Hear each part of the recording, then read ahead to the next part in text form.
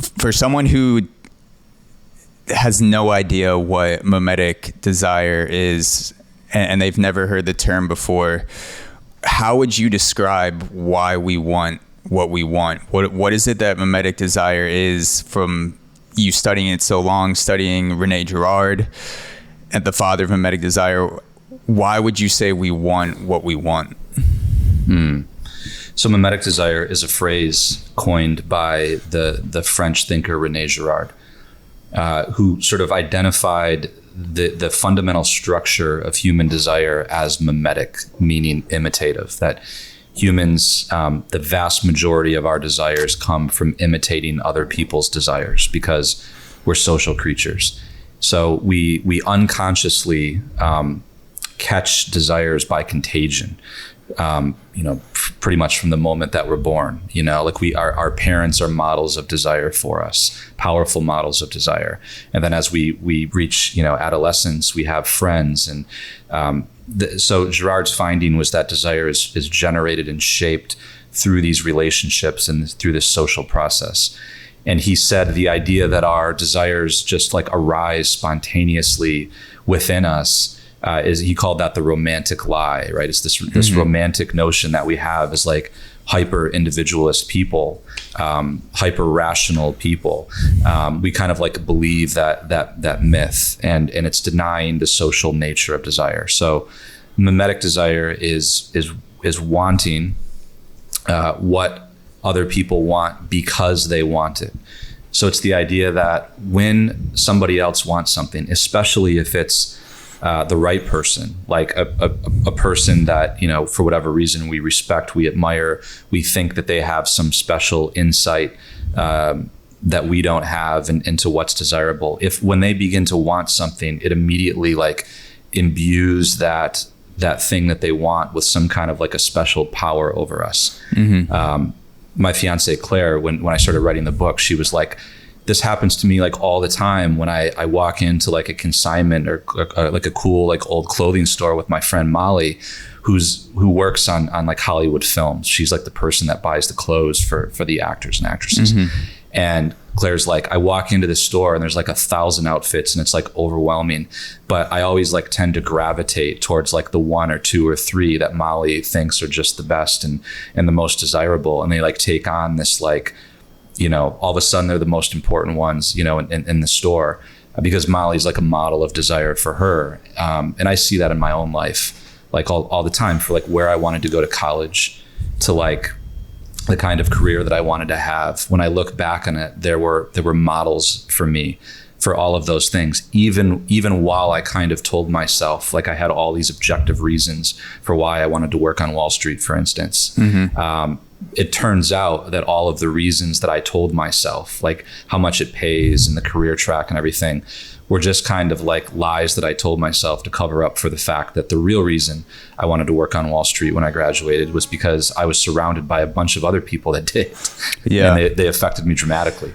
Yeah, I definitely started questioning my own desires right away as soon as I understood what mimetic desire was, from the introduction in the book and the whole story with the deal falling apart with Zappos. I started to think about all the things that I convinced myself that all the desires that I convinced myself that spontaneously arose in my own life, that I'm not susceptible to wanting something just because someone else wants it, just because I've seen it on a commercial, just because this is something that other people want in the podcasting space.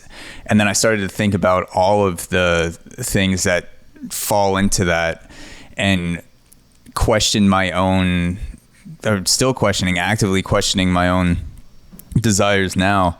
And in a weird way, mimetic desire is the best sales point for the book, because as someone who's studied it for so long, I have to imagine that you would have asked yourself, do I really want to write this book, and do I need to write this book, or do I just want to write it because other people are writing books and other people that want to say things do so in book form?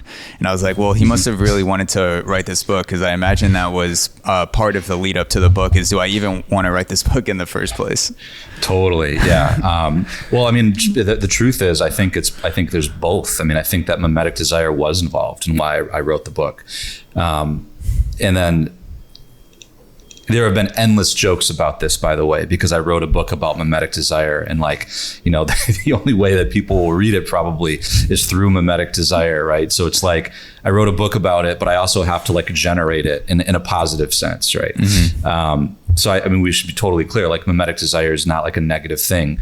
Mimetic desire is neutral. It just is what it is, and we probably need more positive mimetic desire in the world, right? For empathy and being able to have conversations with people that have different viewpoints than us. So it's just a neutral thing. It can be used in positive or negative ways. Mm-hmm.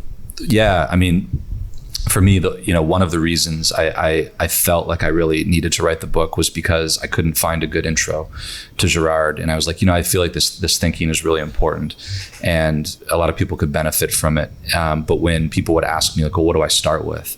I was really struggling to recommend any of the books, because Girard's not easy to read. He's a French academic. He's mind-meltingly weird in his writing style. When you dive in, you'll know what I mean.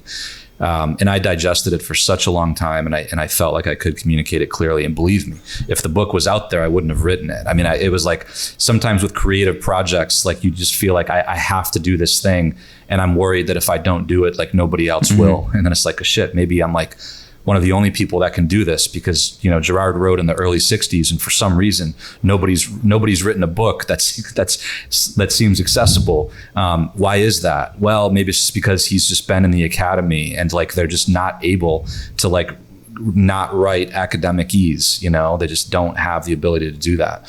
So, and I do think that's true. I mean, that's so it's not it's one or the other, right? There's there's probably some mimetic desire involved in terms of me wanting to be an author and to reach people. And then I think there's some good reasons also why I wrote the book. So it's not one or the other. I think most of our motives as humans are relatively mixed, right? Mm-hmm. But it's just a matter of questioning them and examining them.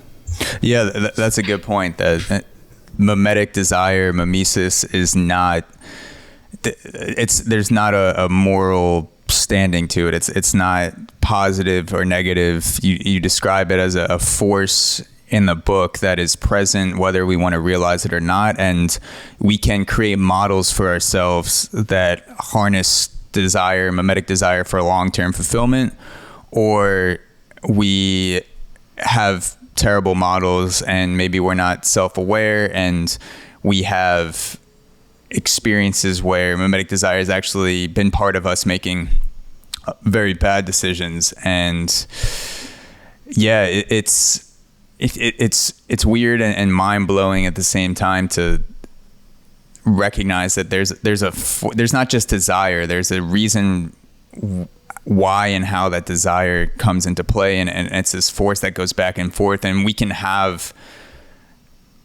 we're all making touch points constantly with the decisions that we make by wanting something, and by vocalizing that want and desire, and by fulfilling it with action. We're a signal, kind of these nodes walking around the earth, signaling our desires to other people, and that combines into the overall force of mimetic desire. So you can actually influence the outcomes and influence other people's decisions by simply having better desires, or desires that are more fulfilling. Yeah. And there are certain cases where, not having mimetic desire is almost like a pathology. Let me give you an example. I had a friend who visited Calcutta and spent some time at Mother Teresa's house there, with the Missionaries of Charity, where they care for extremely destitute, sick, poor people. And my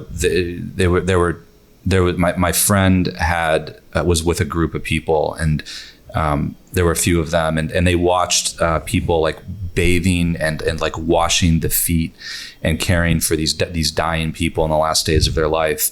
And she goes, I guess there was some particular member of the group she was referring to, but she was like, if you witness that sort of like a desire to reach out to another human being, and you see the love and you see the compassion, and you're like not moved to like, you know, you're like not, you don't catch some positive desire, right, for that, like then like something's wrong with you, right? Like you want to have mimetic desire in that circumstance. And you know, she reflected on it, and she's like, you know, part of the problem with like being like super depressed or experiencing like ennui or something like that is like you kind of like lose desire, and you lose the ability to kind of like desire, which is actually a really miserable place to be in, you know? So I thought that was kind of a beautiful example of like how sometimes it's actually good to be mimetic. Hey guys, thank you so much for watching. As a reminder, you can become a premium subscriber today. Watch the full uncut 2+ hour episodes of the AUXORO podcast, plus gain access to 2 bonus episodes every month at auxoro.supercast.tech. Link is also in the description. Thank you so much for supporting quality content from independent creators like myself. Cheers.